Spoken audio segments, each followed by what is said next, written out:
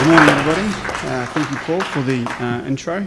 And we'd like to thank the Methanol Institute and IMPCA for the opportunity for my wife and I to come here and talk about our journey, our story, and share with you the efforts that we've got in place to try and prevent further methanol poisonings. So, let me introduce my family. So I'm the handsome devil at the far end there. It's my beautiful wife next to me. In the middle is our middle son, Connor. This photo was taken in 2012 when Connor received his Australian blazer when he represented Australia in the World Series for lacrosse for under-19s. Next to Connor is Liam, and then finally on the end is our youngest son, Keegan, who in this photo was 16.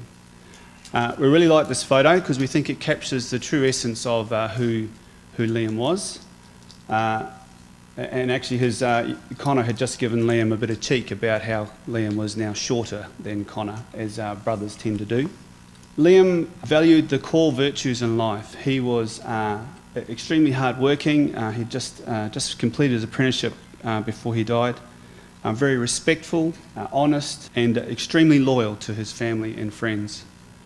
He was an adventurer and was always up for a new challenge and lived life to the fullest. And this is our family today. So in 2013, Liam died as a result of methanol poisoning after drinking at Rudy's Bar, which is a bar on Gili Trawangan, an island off the coast of Lombok. Liam and his friends, of which two other were poisoned that night, purchased what they were told was genuine imported spirits, and it was coming from a Smirnoff bottle. So they'd cited the bottle at a licensed bar, and all of them were hospitalised, but Liam died, and our lives will never be the same. So, is that real alcohol? Liam was well travelled. Indonesia is very close to Australia, and we've been travelling there since the early 90s. Went there for our honeymoon, was the first time we went there. But Liam, he was well travelled. He'd been to Lombok many times. He knew all about arak, chuak, illegal alcohols, and he knew about the problem with counterfeit liquor. But at this particular bar, they traversed the island when they first got there, and they selected this bar because it had genuine imported spirits racked up on a shelf, all the regular brand names that they would be used to, Smirnoff, Johnny Walker whiskey, that sort of thing. They also selected this bar because the bar staff assured them that it was genuine imported spirits, and him and his friends actually challenged the bar staff, is that real? And they said, yeah, no, it's genuine imported spirits. So they drank vodka at this particular bar, but everywhere else they went, they just drank beer. Through working with the International Federation of Spirit Producers, we now understand that over 50%, greater than 50% of the spirit alcohol in Indonesia is counterfeit, with the majority of that making its way back into genuine imported spirit bottles that are recycled, recapped, resealed with counterfeit tax excise stickers, repackaged and sold to bars who are prepared to take something that's cheaper, hoping that it's the real thing.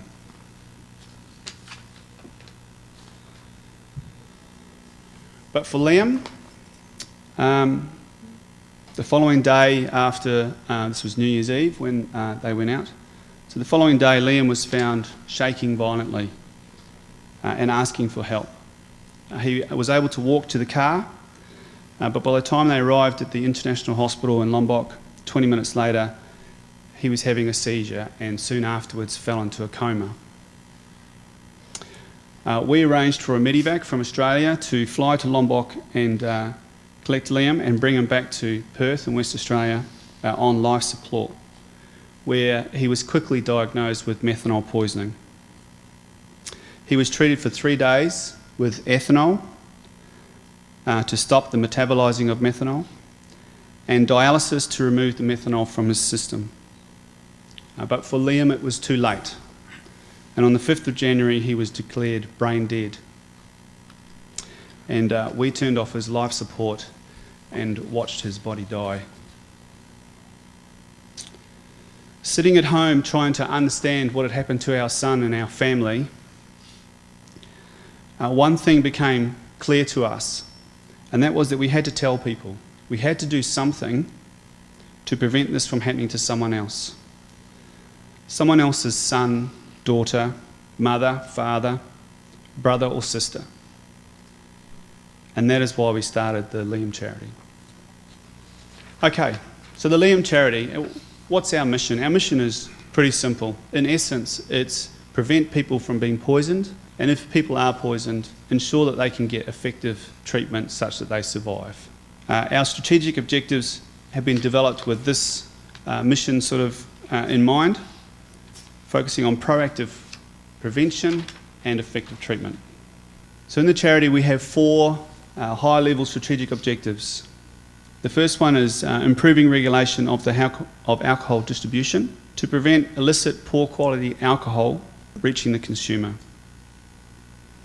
Secondly, improve knowledge and skills of primary health services, such that methanol poisoning is acknowledged and understood, victims are accurately diagnosed, and treatment is provided efficiently and effectively.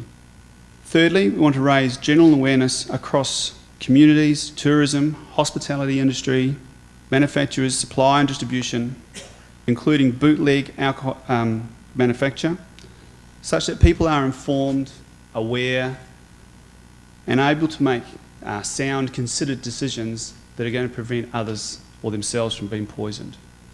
And I guess that's one of the big things we've seen in Indonesia is just a complete lack of understanding and awareness around alcohol and how that works that contributes to that. And fourthly, life-saving development initiatives which are aimed at providing the appropriate equipment into hospitals, medical clinics, so that people can be accurately diagnosed and get the right treatment. One of the key aspects to remember is that, generally speaking, the concentrations of methanol poisoning around the world are associated with poorer economic countries. So where you have second, third world countries, you have second, third world services. And so Bali, especially for most Australians, it's very easy to get there, you can travel there, you can live like kings because of the exchange rate.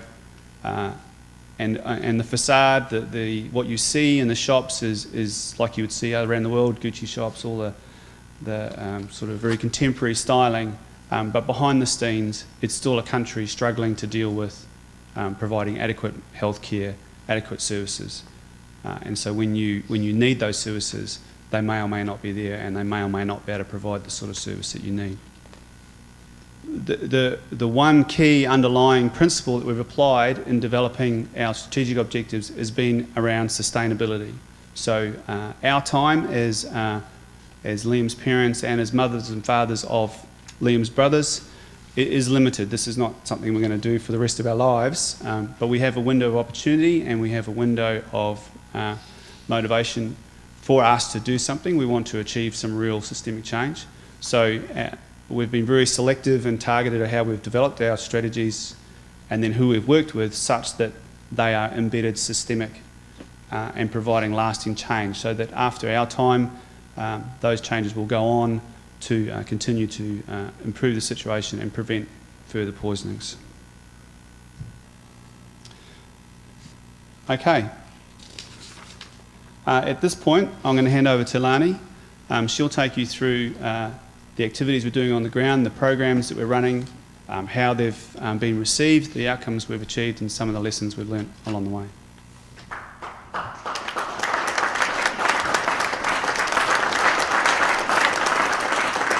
Good morning, everybody. I'll take you through the journey of more the frontline treatment that we are currently working with, and trying to wheedle our way into.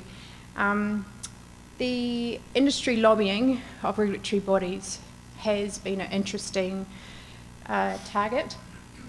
When we first went up to Indonesia to start the investigation into Liam's death, the head of the police stood up in Jakarta in front of international television and said, "There are no cases of methanol poisoning in Indonesia."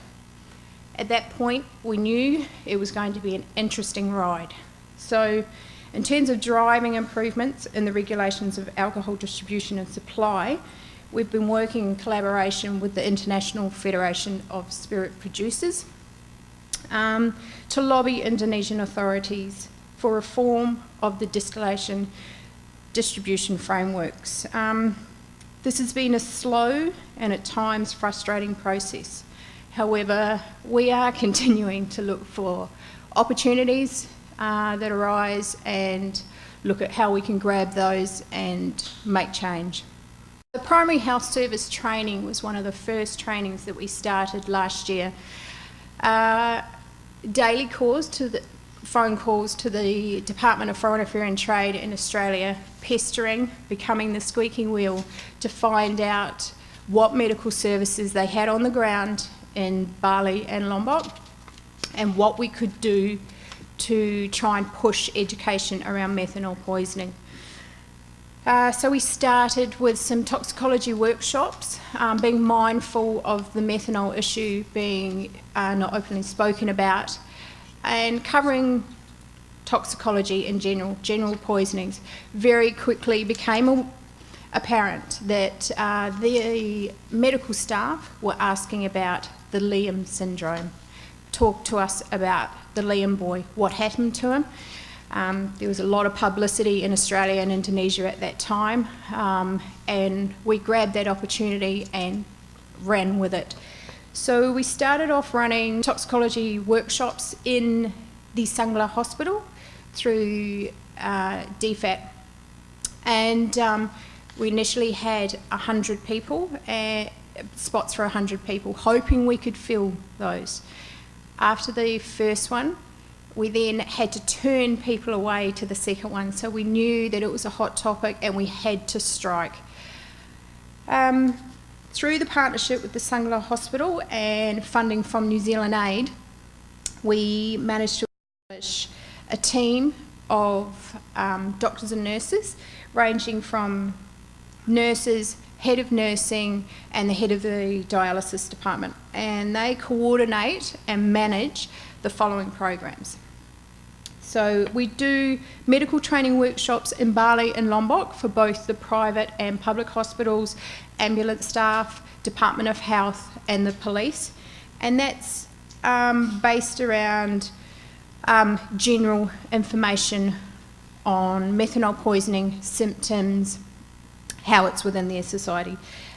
We do a doctor and nurse exchange program where staff from the Lombok hospitals are brought over and they stay in Bali for 3 weeks, and they receive intensive training on effective diagnosis methods for methanol poisoning and recognising the symptoms, which is very, very important for people to be able to differentiate between someone who's had excess alcohol or somebody who is suffering from methanol poisoning. So the symptoms are normally excessive vomiting and intensive head pain, confusion, agitation and rapid breathing, blurred, impaired vision, and it's people who have suffered from methanol poisoning say it's like it's snowing within their own vision, low blood pressure or acidosis. They also learn about the use of ethanol as a metabolic blocker, which stops and limits the body from processing the methanol within their system. This is a frontline treatment that saves lives and provides time for victims to receive dialysis, which is required. It's the second step to remove the methanol from the body. The ethanol will stop your body from processing the methanol into formaldehyde, but it will not remove it. You need the dialysis to remove the methanol.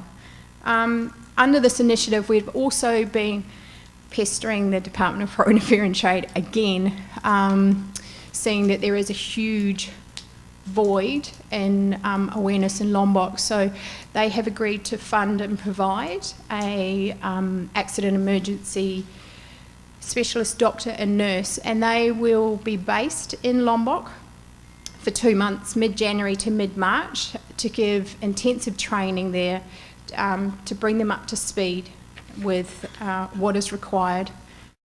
Okay, so now this is the community education program that is funded by the Methanol Institute, and we started this year in July. The part of our getting funding from the New Zealand Aid is that we did a needs analysis. The University of Indonesia, which is based in Denpasar, did a needs analysis on our behalf to see where the target areas of methanol poisoning was and where the Iraq was being produced, how it was getting into the tourist zones through the traders. Through this, we really opened up a can of worms and found out that it was worse than what we had originally thought.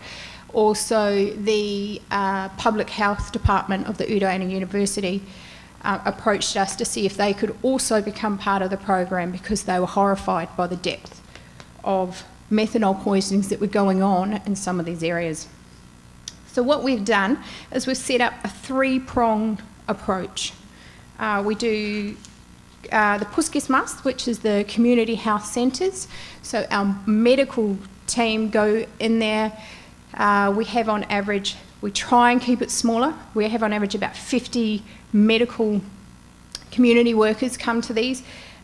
We focus on anything from basic to mid-level medical training, which is dependent on their medical training skills. We teach frontline assessment and treatment. The village training, talks are given discussing the risks of drinking poor quality Iraq, as well as the practice, which is becoming greater, of mixing Iraq with chemicals such as mosquito repellent and methanol. The bondres, which is the traditional dances, are brought in and used to tell the story of a husband who dies and the effect on his remaining family. This is a great way for young kids through to the elders to be engaged. It's done on a very colourful, loud, theatrical manner, which really grabs their attention and means that we can get this story across. Large banners are left in the villages, flyers are handed out, and we go to great lengths to engage the village elders on the topic. Producer training. Now this is a little bit tricky because most of the producers are doing so illegally. Some producers have traditional Iraq producing licences where they can produce Iraq for their villages, but not for trading supply. So Iraq is a wood-based traditional alcohol used for Hindu ceremonies and offerings. We are not there to say you cannot produce Iraq. This is part of their tradition. This is about us helping them to keep their own people safe as well as ours. We teach temperature control, as you saw earlier on the slide, and we also teach a system called cutting the head and tail off the snake. So throwing away that methanol that condenses off first, rather than adding it back to boost the concentration of the Iraq. The trading system works, that the traders go to the villages, a cap full of their Iraq is thrown on a piece of wood and they light it. The longer it burns, the better the quality is considered, the more money you will get. So if they put the methanol back in, it's going to burn longer, so that's where we're having trouble getting them to get it out. We have been taking samples of their Iraq where we can, and we're in the process of getting these tested to see what levels of alcohol and methanol they're actually having in their Iraq. So the staff at both the Sangla Hospital and the university have embraced the ability to educate and warn against methanol poisoning as they have watched the cases and their own people go unrecognised for a long time. L.I.A.M was always about all the people. You would go to a country. We toured Europe just after the photo was taken of our family, and we were in Paris. I wanted the boys to go up to the Eiffel Tower. You know, this is a worldwide recognised piece of art, and Liam said to me, "You're not going to get to know the people by going up a metal tower." He said, "If you want to get to know the people, Mum, let's sit in this coffee bar and talk to the waiter." So that was Liam's approach. We would go to Indonesia, we would go to a restaurant for dinner, he would go to the local warong and sit down and get to know the people and know what they did. And so that's why we are about not just tourists, and we're about the local people as well. It's about everybody. We are received into the producing villages with differing levels of caution. This is their means of income. Karagasam is up in the hills, under the mountains, where there is very little other way of earning money. Huge amounts of time and effort is put into communicating our aims. Across Indonesia, methanol poisoning kills on average 10 people a day. Most go unrecorded as they don't have the means to get to hospital, pay police to investigate, or don't report due to religious constraints. To overcome these hurdles, we need to work in harmony with all religious groups to get treatment to all. Through this, we have had to, personally myself as well, learn a lot about the Hindu religion, the Muslim religion, and be respectful to these beliefs and find ways where we can treat everybody regardless of their religion. The biggest thing, I think, how we've managed to push forward so quickly is maintaining our ability to make decisions quickly as different ideals and unknown challenges arise. Sometimes I do feel that we're in there trying to make a difference on a base of quicksand and ever-changing doors. The key messages and outcomes. Methanol poisoning is a poisoning issue. This is not an excess alcohol issue, this is a poisoning issue. Knowledge and awareness are the key. Empowering medical staff with knowledge and effective levels of equipment will enable effective levels of treatment. Methanol poisoning is now on the floor in Indonesia. It is now open for discussion where it has not been before. It is now acknowledged in Indonesia as a killer. Deaths are sometimes now being reported in the media, which is a huge win. The use of ethanol as a metabolic blocker is being discussed. I have meetings on Monday with the health department to really sell the reasons why ethanol is a medically proven first stage treatment. The Sangla Hospital staff are now fully supportive of the L.I.A.M programs, taking very proactive roles in engagement of other hospitals and health departments. This has become their issue, and that was one of our aims.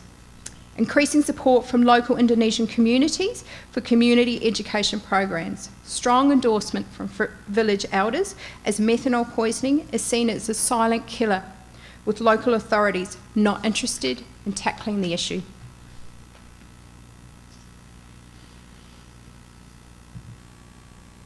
Lessons learnt. There's been a few. We've skinned our knees a few times along the way. Religious and cultural barriers have seen some doctors refusing to treat victims because of association with alcohol. Fear of retribution for expats and locals alike if they speak out about this topic. We have had a couple of expats who have had complaints placed against their ketoses because of them standing up against the methanol issue. It was lodged as being unsocial behaviour. Doctors and nurses are not trained in the universities in regard to methanol poisoning. When doctors and nurses study for their degrees, they receive a single lecture on alcohol and intoxication. Our aim is to lobby and see alcohol and methanol being a huge, a good part of their training, as it should be, as more Europeans and Westerners go into the Indonesian area, and the cultures mix and they blend. True sustainability comes from within. We have only achieved real progress once we engage the right organisations at the right level. We must remain strategic and targeted. More effort is required in prevention, community education, better regulations of alcohol distribution, ownership through the airlines, the tourism boards, and the hospitality industries. There is a serious lack of basic, vital equipment that inhibits the treatment of patients within the Sangla Hospital and other hospitals there. Processing and survival of patients is hinged on the basic equipment that they just do not have the funds to purchase. Okay, so our future programs, where are our aims, what are our goals? Ahead of us, we have a 3-year plan, and then it's the unknown of how the 3-year plan goes as to where we go from there. The medical program that is currently funded by New Zealand Aid expires in December. They have a one-time project funding policy, but we will apply again. You never know. They can only say no. The continuation and expansion of community education programs. The Gili Islands it's unpoliced, it's unruly, and the medical treatment provided on the island is not much more than what a first aider could provide. Most of you would probably have more knowledge. We're wanting to expand our community education program and maintain our hospital education program in Lombok and Bali and expand into the Gili Islands. That's our plan for the next 12 months. The initial development and negotiations underway with the IFSP and Diageo for education and training of bar staff and managers through the hospitality industry networks and associations. We're hoping that we have come up with a template really that they can plug and play onto their bar training that they already provide for the bars around Indonesia, where they're learning about alcohol serving, but also learn about the risks of the counterfeit alcohol that they are knowingly serving and the methanol content within it. Frontline first aid, what they can do, how they can get them treatment.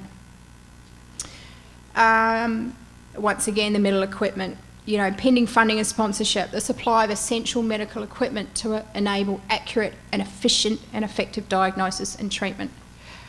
On one of the occasions where I was at the Sangla Hospital, I travel there once a month to oversee the training. There was a very elderly gentleman who had come off a motorbike and his leg was in a brace, he was bleeding, he was physically shaking from the pain. The question was asked, how long before he goes into surgery to get his injuries attended to? And the nurse said, 3, possibly 5. And the person who asked the question said, is that hours? That's a long wait. And she said, no, that's days, because we don't have enough surgical trays.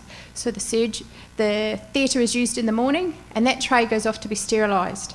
The next tray is used, and that is it.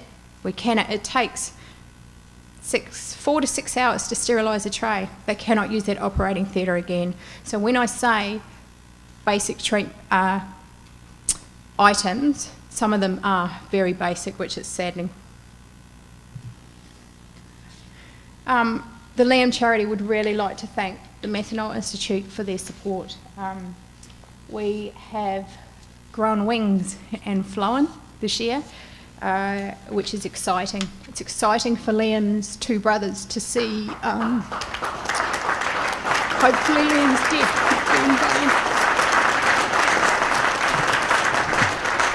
Okay, so just to finish off, L.I.A.M Charity really relies on grants and fundraising, financial support from industry leaders to help expand the program across Indonesia. I know MI are really keen to look at taking this program outside of Indonesia to other countries like India, Sri Lanka, Pakistan, where this is occurring. So part of our program development has been around establishing pilot models that can become a plug-and-play kind of concept.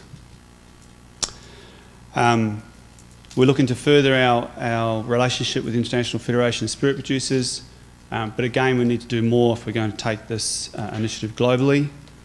The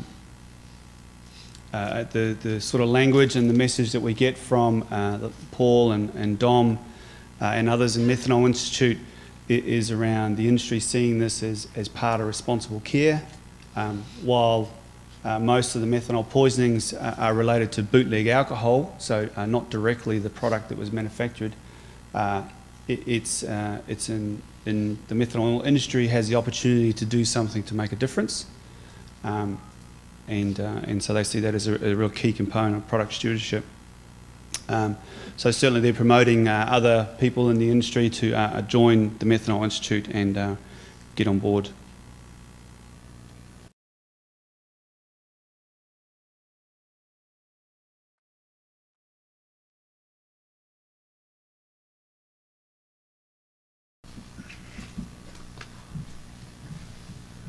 Thank you very much, Tim, Lhani, Paul. Maybe it's an idea for some of you who sent me a Christmas card telling me there's no present this year because we are contributing it to somebody else or whatever. Make a contribution here. It fits the industry to do it.